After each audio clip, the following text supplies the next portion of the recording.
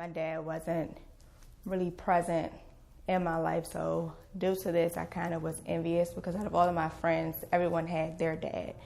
And I was the only one out of the group that did not have their dad. But I always wanted to be daddy's little girl, daddy's little princess.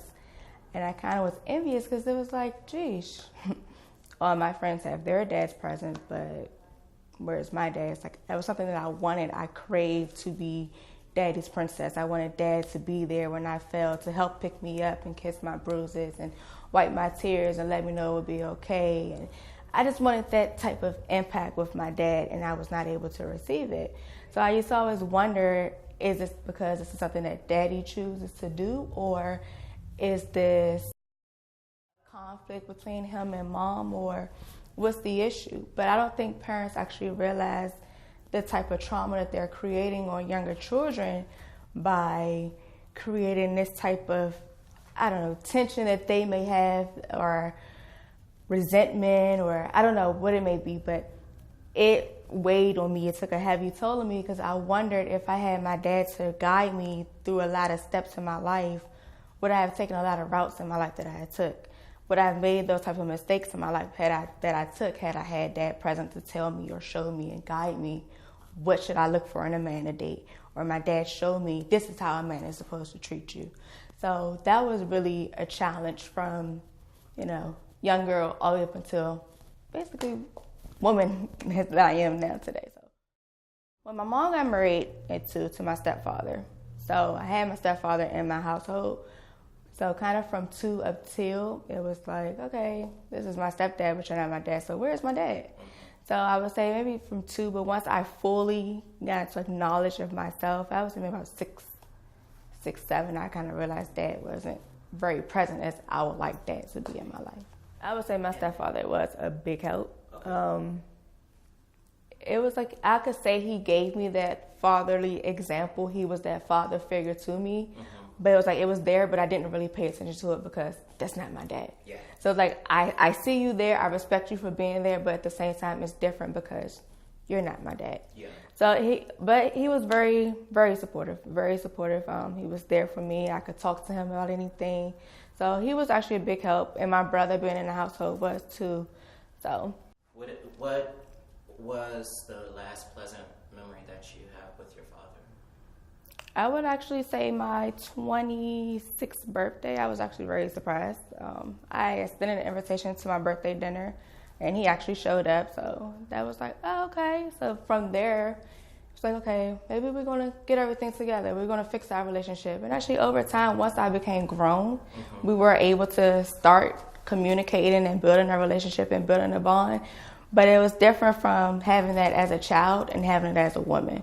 So it's kind of hard, but it's getting easier along the way. But had I had that younger, growing up all the way up into a woman, it would be more flowing and more relaxing. And so from there, he came to one of my premieres. So I was like, okay, my dad's being supportive now. My dad's coming around. I'm finally getting that love from my dad. So that was like... What was that moment like to actually see him supporting you at the premiere, or something that you are evolving into, or something, a new path for you? What was that like for you? I was completely shocked. So when we came down, the people were already in the theater, and my friend was like, Kiawana, there's your dad. So I'm looking like, where? They're like, oh, look, your dad's right there. I said, oh my God. Like, I was really shocked and overwhelmed because I really didn't think that he was going to show up. Right. I wasn't expecting it, but to see him there, it was like, we're moving somewhere. We're progressing forward. Well, I had a thing for dreadheads back then. Okay. Like, that was my thing. You had to have dreads, and I didn't have a skin tone complexion. Like, that wasn't important to me, but I loved me a dread. So when he came, it was just like, okay. And it was just like, once we just continued to keep talking and talking, it just seemed like pure bliss. It was just like that perfect teenage affair. So in the beginning, of course, everybody's going to put on this front that they're just picture perfect. They're going to do whatever in their power to win you over. So like I could say maybe like the first year of our relationship was beautiful. It was just spending time, going out. I got the attention that I needed. I had everything. So I felt I was in love. That's why I say puppy love, because somebody's like, girl, you think you're in love? It's just puppy love. It ain't gonna last. So that's why I say puppy love. But what was the turning point? When did you know, like, something's wrong? The turning point, I would say he began to have an eye for a different type of woman. This is when, of course, social media is still a big it thing now, but it's like when it really started to kick off with the video vixens and the model type girls with the big butts and, you know, that type of thing that was winning males over. So me, of course, I don't have a big butt. Yeah. So it was like I was losing him because that was what his eyes were engaging in. So that's when I first started seeing like the shift and the difference. But I felt because we were a little far in our relationship, we were a little stronger than that to, you know, it would cause anything to break. But yeah. When you started noticing that, then did you feel more pressure because of that to start taking a more, do whatever it takes to keep him? Or was he, along with what he was showing you subconsciously, were there things that he was doing more directly that forced you to feel like you had to act or live in a certain way? So it was never directly done. Like they say, if you go looking for something, you're going to find it. And yes, little old me, I went looking because his attitude and his demeanor in our relationship was kind of different. So I wanted to see what was it. But from finding that, it did start to build like a little bit of insecurities. I started to feel like, this is my first boyfriend. I'm feeling like, okay, my first real boyfriend, should I say. But I mean, I don't think that I'm ugly. I know back then, I think I'm the beautiful girl in the world, but here my boyfriend is being attracted to all these other women that doesn't look like me. So is there something wrong with me that he's not being appealed to the way how I look? So it did give me a little insecurities and make me look at myself like I'm not pretty enough. The red flags that I ignored, I would say going through his phone. A lot of our arguments turned into the worst type of arguments. It would lead with, you know, profanity. Then from profanity, it went from physical violence. And from physical violence, it was just like, okay, what am I going to do? But because we were maybe about 4 years in then, I'm like, what do I do? It's hard to leave, and then it's hard to stay, but it's hard to tell someone, because if I tell someone, how are people going to look at me? Right. Not just that, but even with my family, if I tell my family, it's not going to be pretty for him.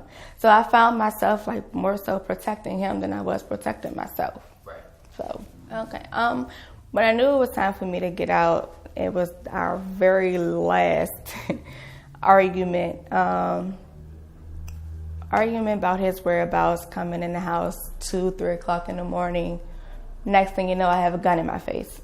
So that's when I knew it was time for me to get out, because I knew if it was nothing for him to put his hands on me as many times as he's did, honestly, it was nothing for him to pull that trigger, but I know it was nobody but God that didn't allow him to pull the trigger. So that's when I knew that was God giving me a sign that it was time for me to go, and that was the icing that I knew for me it was time for me to get out of it.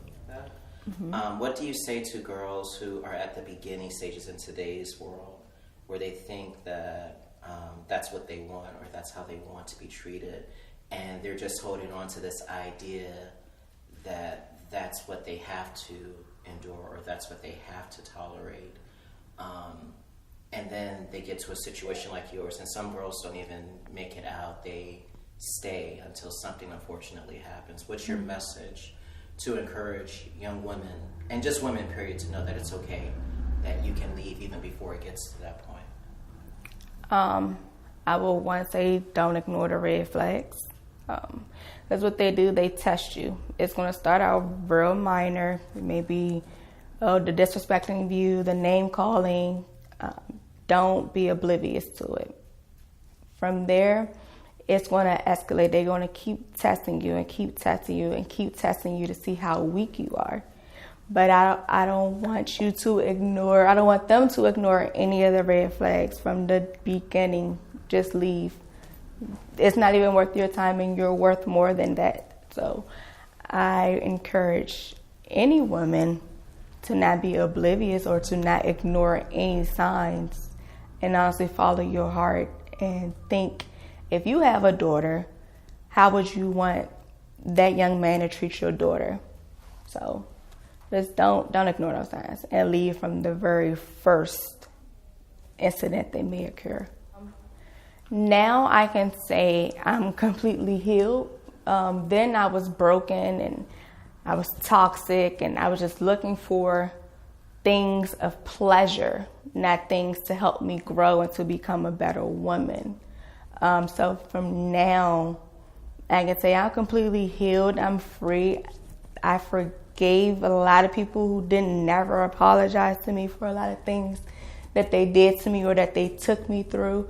And honestly, that's what made me stronger and a better woman, because I learned and I healed and I forgave from my past, which made me become the woman that I am today. So.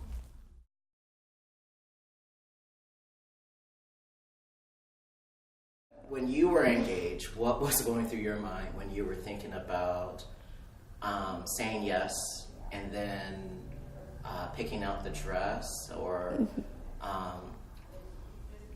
talk to me about that.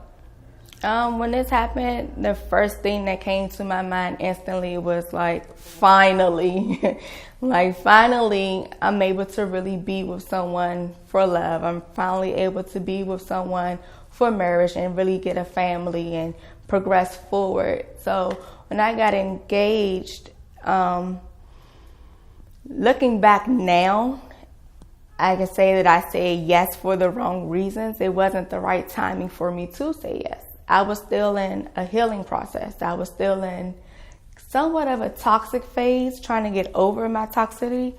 So it was not the right timing for me to say yes, but I did it because I felt, because of everything that I went through, it was a finally moment. But even with me going to try on my dress, and it was just like every girl's dream to find that right, perfect dress. So I just felt like I was living a dream, but I wasn't in reality of living my dream. Yeah. So I just want to say, just be true to yourself, for one. Don't put on a facade for people. As people could view you one way, once again, this is going back to being for someone for materialistic things and thinking happiness is in materialistic things, but on the inside you're really broken. So if I'm sitting here and putting on a facade for you, then once I go back home behind closed doors, I'm facing my truth. And it's like, you really gonna put a mask on and mask off every day? Why not just be authentic all day, every day? People gonna love you for you, whether they like you or not. And that was one thing that honestly kind of held me back from honestly opening up and sharing my story and moving forth in this, because I just didn't feel comfortable. I wasn't confident, which is why my book is called Confidence Unlocked, because I'm actually able to really be authentic and give the real true key.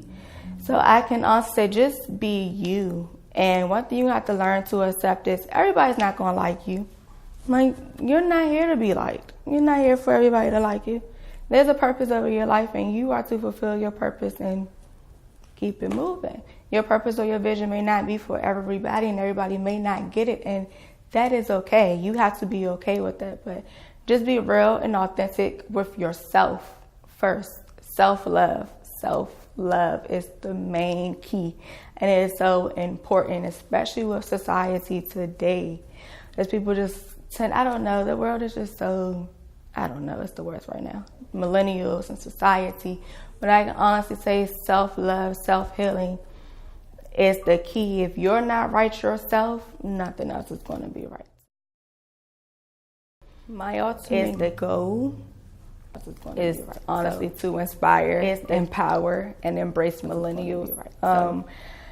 My goal is just to be a light and an inspiration for everyone. Just as my story, you as well have a story. So if all of us get together and share our story, Can you imagine the type of inspiration that we could be for someone else that may be scared to speak, or they may be going through the same thing that you're going through, don't have no way to get out, they have no one to talk to, they have no inspiration or no light. So my ultimate goal is to be the people that's scared, that's in fear, that's mute, that they could use me to become an inspiration off of someone else, that they could use me to heal within themselves, to be like, okay, God, I need healing within myself. This young lady here, this is her story, she did it, I can do it myself as well. So that's my ultimate goal, just to inspire, empower, and embrace millennials. That's my ultimate goal.